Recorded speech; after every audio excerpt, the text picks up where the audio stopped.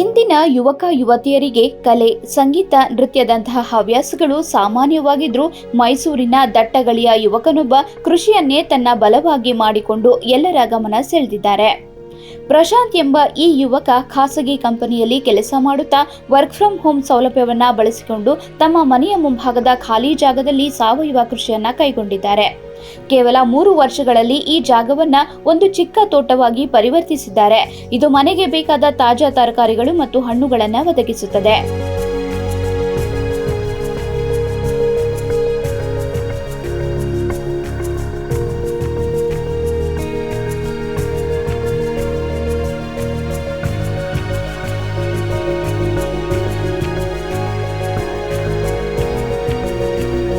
ಹೌದು, ಪರಿಸರ ವಿಜ್ಞಾನದಲ್ಲಿ ಸ್ನಾತಕೋತ್ತರ ಪದವಿ ಪಡೆದುಕೊಂಡಿರುವ ಪ್ರಶಾಂತ್ ಅವರಿಗೆ ಕೃಷಿಯ ಬಗ್ಗೆ ಆಳವಾದ ಆಸಕ್ತಿ ಇದ್ದು, ತಮ್ಮ ಮನೆಯ ಮುಂಭಾಗದ 60-40 ಅಡಿ ಖಾಲಿ ಜಾಗದ ಮಾಲೀಕರ ಒಪ್ಪಿಗೆಯೊಂದಿಗೆ ಕೃಷಿಗೆ ಬಳಸಿಕೊಂಡಿದ್ದಾರೆ.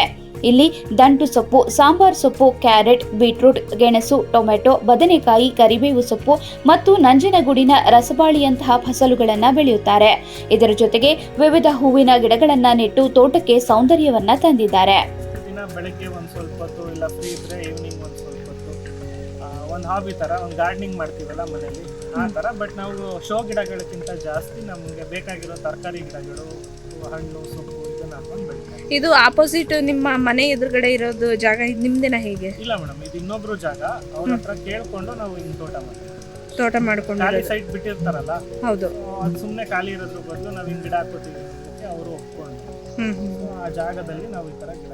ಪ್ರಶಾಂತ್ ಅವರು ತಮ್ಮ ಮನೆಯಿಂದಲೇ ಪೈಪ್ ಮೂಲಕ ನೀರಿನ ವ್ಯವಸ್ಥೆಯನ್ನ ಜೋಡಿಸಿ ಗಿಡಗಳಿಗೆ ನಿಯಮಿತವಾಗಿ ನೀರುಣಿಸುತ್ತಾರೆ. ಕೆಲಸ ಮುಗಿದ ನಂತರ ತಮ್ಮ ತೋಟಕ್ಕೆ ಭೇಟಿ ನೀಡಿ ಗಿಡಗಳನ್ನ ಮಕ್ಕಳಂತೆ ಕಾಳಜಿಯಿಂದ ಪೋಷಿಸುತ್ತಾರೆ. ಇದು ಕೇವಲ ಕೃಷಿಯಲ್ಲ, ಒಂದು ರೀತಿಯ ಒಲವು ಮತ್ತು ಮನಸ್ಸಿಗೆ ಶಾಂತಿ ತರುವ ಹವ್ಯಾಸ ಎಂದು ಪ್ರಶಾಂತ್ ಹೇಳುತ್ತಾರೆ. ಮೇಡಮ್, ಇಲ್ಲಿ ಮೋಸ್ಟ್ ಆಫ್ ನಾವು ಏನು ತಿನ್ನಕ್ಕೆ ಉಪಯೋಗಿಸ್ತೀವಿ ಆ ಥರ ಆಲ್ಮೋಸ್ಟ್ ಇವಾಗ ಒಂದು 20-25 ಥರ ಇರ್ಬೋದು. ಬಟ್ ಒಂದು 40 ಟೈಪ್ಸ್ ತನಕನೂ ಬೆಳೆದಿದ್ದೀವಿ. ಈಗ ಸಮ್ಮರ್ ಇರೋದ್ರಿಂದ ನಮ್ಗೆ ಅಷ್ಟೊಂದು ಬೆಳೆ ಬೆಳೆಯೋಕ್ಕಾಗಲ್ಲ. ಇನ್ನೊಂದು 2 ತಿಂಗಳು ಬಿಟ್ಟು ಬಂದ್ರೆ ನಿಮ್ಗೆ ಇನ್ನ ಈಗೆಲ್ಲ ಖಾಲಿ ಇದೆಯಲ್ಲ, ಬಿಟ್ಟು ಎಲ್ಲಾನು ರೆಡಿ ಮಾಡ್ಬಿಟ್ಟು ಗಿಡಗಳ. ಈ ತೋಟದಿಂದ ತಮ್ಮ ಕುಟುಂಬಕ್ಕೆ ಬೇಕಾದ ತಾಜಾ ತರಕಾರಿಗಳನ್ನ ಪಡೆಯುವುದರ ಜೊತೆಗೆ ಹೊರಗಿನಿಂದ ಯಾವುದೇ ತರಕಾರಿಯನ್ನ ಖರೀದಿಸುವ ಅಗತ್ಯವಿಲ್ಲದಂತೆ ಮಾಡಿದ್ದಾರೆ. ಇದು ಪರಿಸರ ಸಂರಕ್ಷಣೆಗೂ ಸಹಾಯಕವಾಗಿದೆ, ಯಾಕೆಂದ್ರೆ ಇವರು ಸಾವಯವ ವಿಧಾನಗಳನ್ನೇ ಅನುಸರಿಸುತ್ತಾರೆ. ಪ್ರಶಾಂತ್ ಅವರ ಈ ಕೃಷಿ ಪ್ರಯತ್ನವು ಯುವಕರಿಗೆ ಒಂದು ಸ್ಫೂರ್ತಿಯಾಗಿದೆ. ಆಧುನಿಕ ಜೀವನದ ಒತ್ತಡದ ನಡುವೆಯೂ ಸ್ವಂತ ಆಹಾರವನ್ನ ಬೆಳೆಯುವ ಮೂಲಕ ಪರಿಸರಕ್ಕೆ ಕೊಡುಗೆ ನೀಡಬಹುದು ಎಂಬುದಕ್ಕೆ ಇವರ ಕೃಷಿಯು ಒಂದು ಉದಾಹರಣೆಯಾಗಿದೆ.